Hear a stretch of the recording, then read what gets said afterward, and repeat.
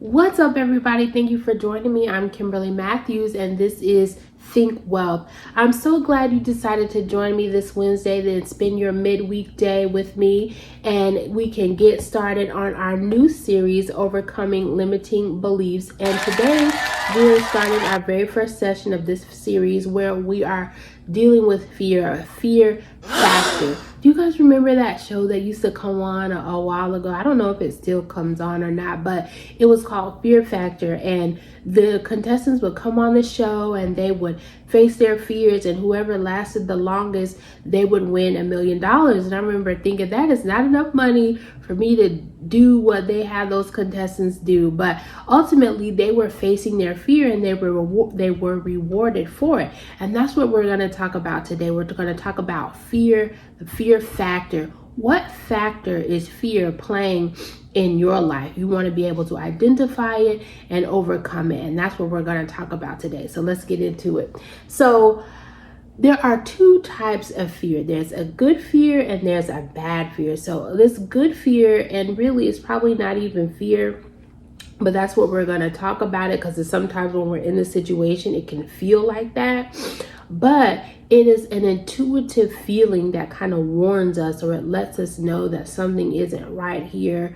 I need to leave. I need to get out of this situation. And if we're wise, we follow that intuitive feeling. But that's not the fear we're talking about. We're talking about this bad fear. And this is a fear that causes us to feel any type of terror, panic, or anxiety. And this is a voice that constantly harasses us with negativity and doubt. And this voice produces feelings of inadequacy, and it's always showing us worst case scenarios. And so this is the fear that we have to identify and overcome.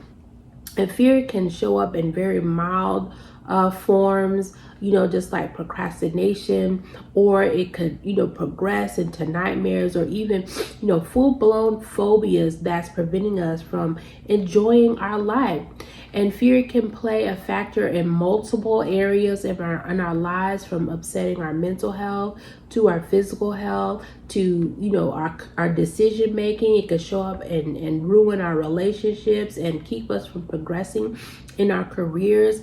And so we have to identify these fears and become aware of them. But fear is that voice that produces all the negative what if questions. And fear is the root of all of our worry, all of our doubt, and all of our anxieties. And fear can show up really subtly too, and it can show up in ways like, just procrastination. And, we try to it's just procrastination. Oh, I just like to wait. I just work, better under pressure and things like that. But really it's fear all the while. So this fear can show up in various ways in our lives, from fear of success to fear of what other people think. But no matter how it shows up, no matter its manifestation, if we find that fear is keeping us on this endless treadmill where we keep getting the same results, because at some point during our progression, we come up against something that is making us fearful, and we shrink back. So that's what fear does. It paralyzes us. It stunts our growth. It keeps us from progressing and moving forward. And so we have to be able to look at those places in our lives. Where am I at a standstill? And find out if it's fear that's at the root of our stagnation. And so we just want to take a quick look at some of the common fears that our society has. And one of those is fear of failure. We're just going to talk about 3 of them today. But the first one we're going to talk about is fear of failure. And a lot of people fear failure, because when they attempt to do something and it doesn't go as they plan it, they equate the failure of that task, failure in completing that task, as I'm a failure. And so that's how our thinking can sometimes be. They think, if I fail at this task, then that means that I'm a failure as a person. And that's just not the case at all. There's a popular quote, I can't say who said it first, but I love this particular quote, and it says that failure is not the opposite of success, but a part of success. So if we can see our failures in this light, then it really does begin to uproot that fear of failure in our lives, because failure is a part of success. You can ask any person who has succeeded in any area of their lives, and every single one of them will tell you that at some point during their process that they failed at something.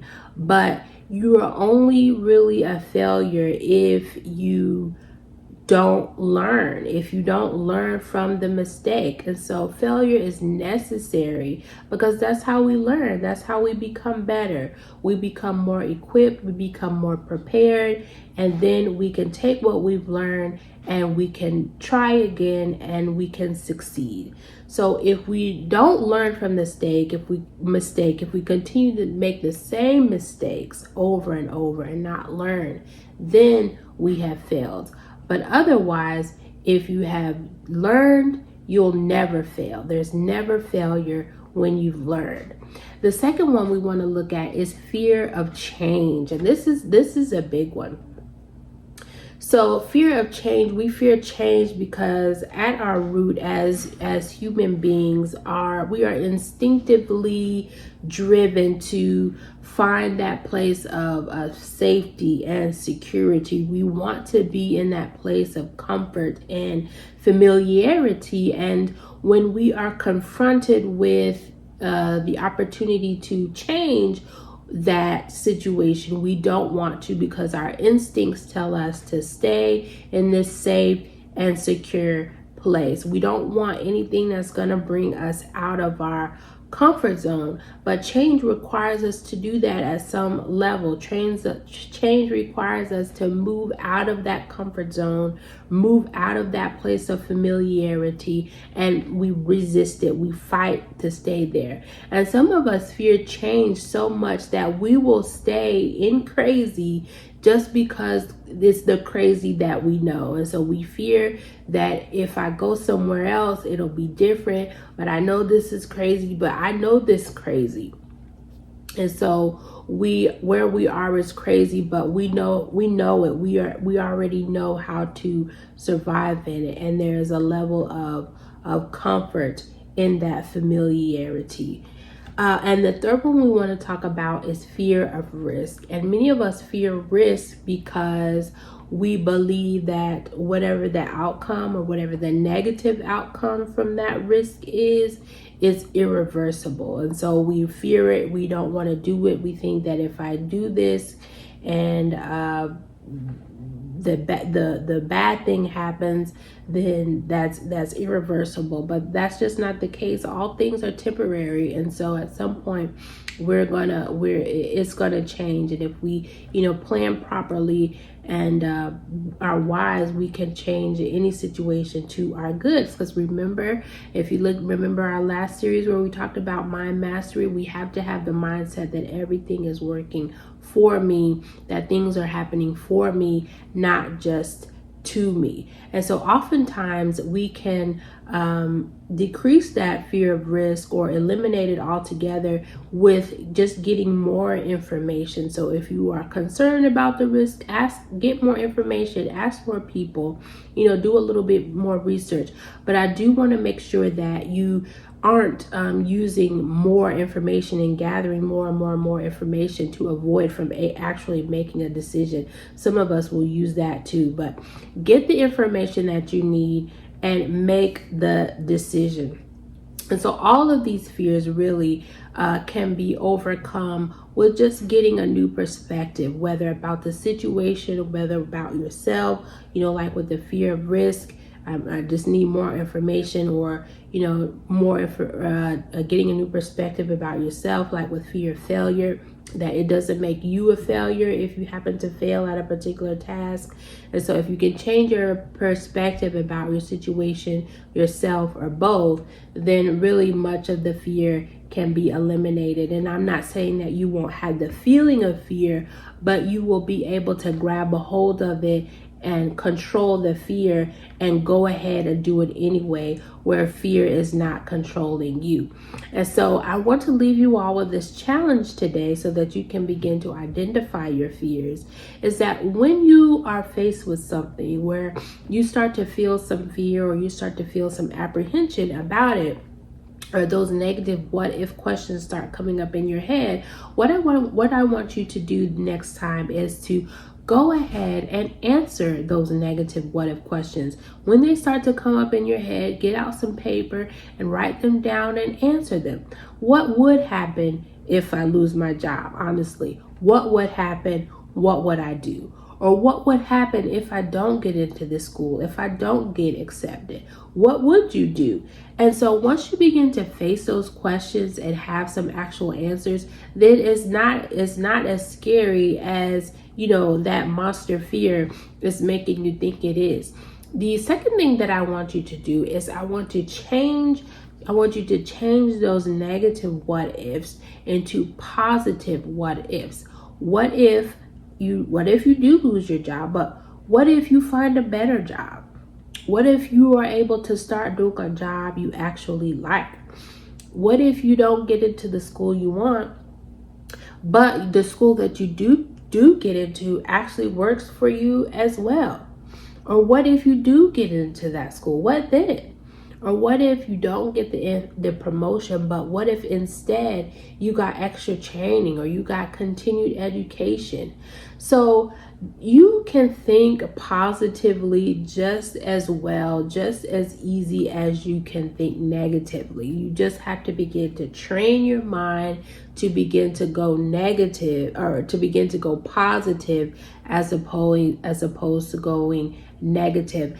And just to give you one more tip about how you can begin to train your brain to be more optimistic, more positive, that really also depends on what you're letting in to your mind on a regular basis. If you're constantly watching negativity, constantly watching, violent shows, mystery shows, people getting killed, people being sad, and that kind of feeds into the negativity. So you might want to change the things that you're hearing, change the things that you're listening to, change the music, change your conversation, and that can begin to help you begin to shift how you view the world. So that's what we're talking about. That's what we talked about, fear factor. And if you are able to identify some of your fears, leave a comment and let's discuss it, and let me hear how these videos are helping you, and give me some ideas about what you might want to talk about to help you get the results that you want. But thank you for joining me, and I will see you next time. Bye.